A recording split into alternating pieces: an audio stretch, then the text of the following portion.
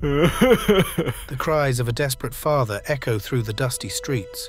Lord, have mercy on my son, he pleads, tears streaking down his face. His beloved child lies rigid and foaming at the mouth, gripped by a dark spirit intent on utter destruction. Exhausted and afraid, the father falls to his knees before Jesus. If you can do anything, take pity on us and help us. Jesus replies, Everything is possible for one who believes.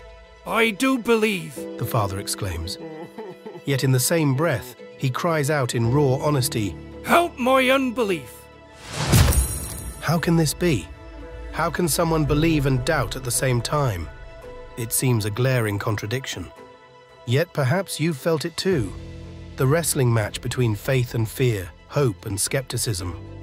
We want to believe, yet our doubts hold us back.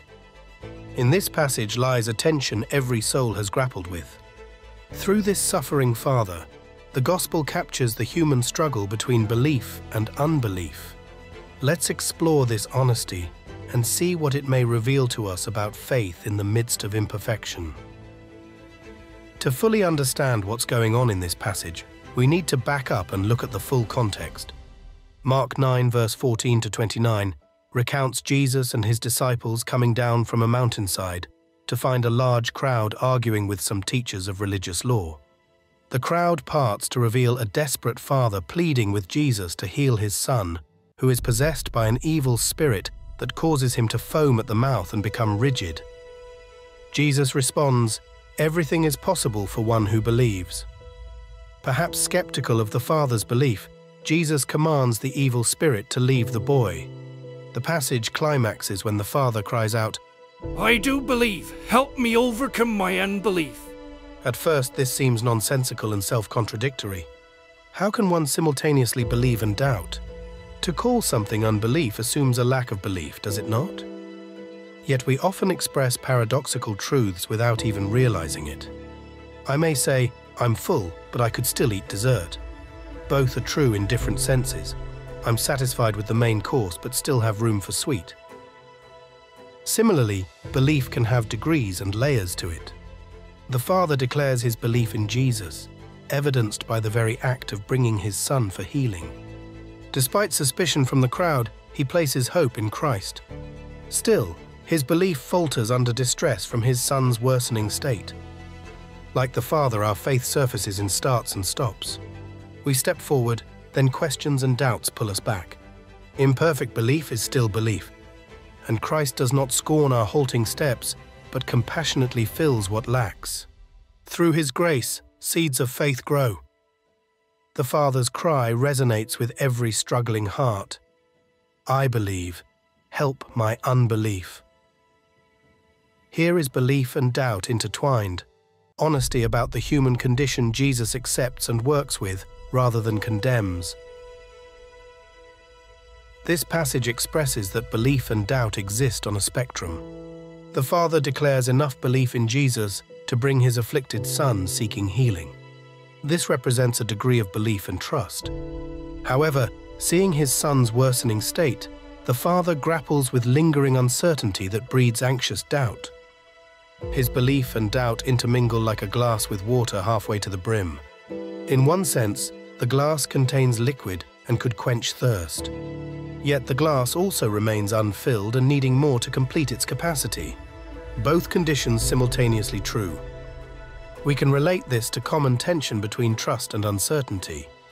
A man wants to trust his new partner, so makes himself vulnerable based on signs of her empathy.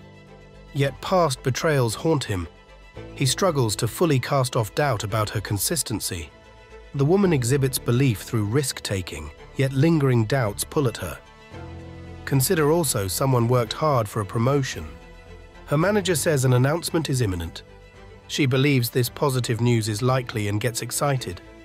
However, as days pass anxiously without updates, uncertainty creeps back in.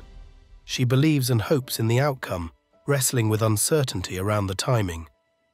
Like the promotion seeker, the father in Mark 9 trusted in Jesus' power to heal, or else why make the effort?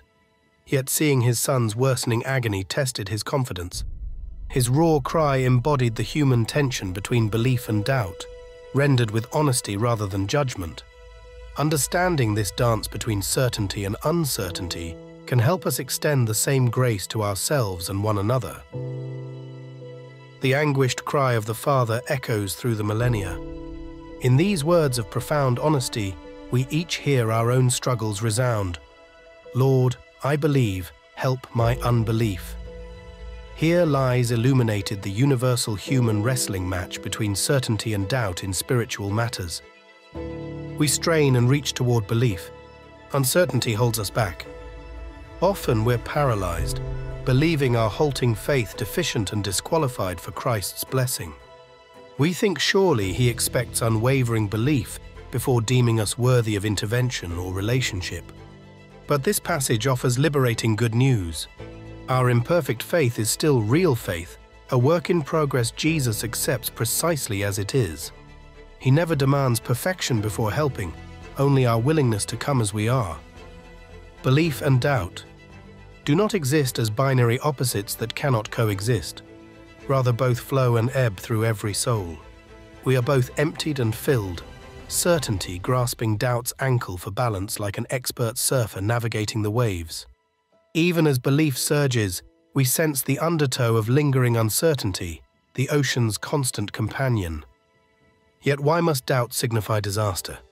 The Father voiced uncertainty, and Jesus still worked a wonder. In fact, our very doubts can prove beneficial.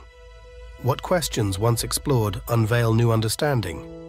What uncertainties, by pushing us closer to God, transform into the sturdiest faith in retrospect?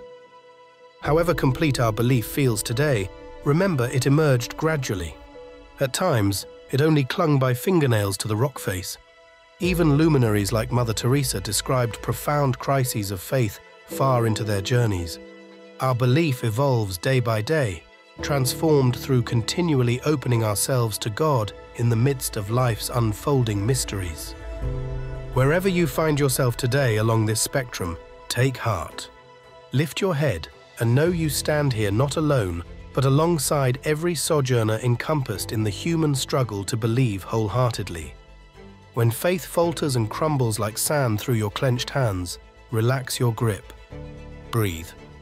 Let Christ's compassion meet you in your imperfection with reassuring news. Right here is where the dance begins. Belief and doubt exchanging rhythms, hope and uncertainty circling warily, then embracing tenderly. From this very place of truthful paradox, transformation unfolds. May our God, who knows intimately the wrestling between belief and doubt, bless you abundantly with growing faith, abiding hope, and transforming love each step of your journey. I do hope you found encouragement in exploring this profound passage. May it reassure all who struggle with imperfect faith and remind us we walk this path together.